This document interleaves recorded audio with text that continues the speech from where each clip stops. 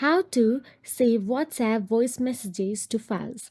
You can save WhatsApp voice messages as file using different methods depending on your device. Now, on iPhone, simply open the WhatsApp app on your mobile device and make sure you're logged into your WhatsApp account. Inside WhatsApp account, simply go to the conversation you want to save the voice messages from. Now here you can see there is a voice message available.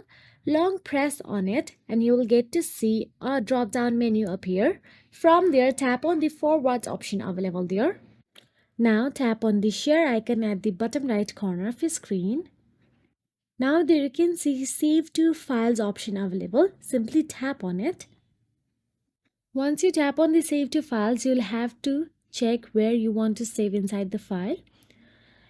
It's either you save in the iCloud Drive or on your iPhone. I'm saving here since it is pretty easy for me to check there. Now once done so, simply go back to the home screen on your mobile device and look for the files and tap on it.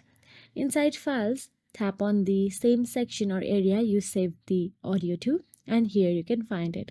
So that is it. If you found this video helpful, please like, share and subscribe, and thank you so much for watching.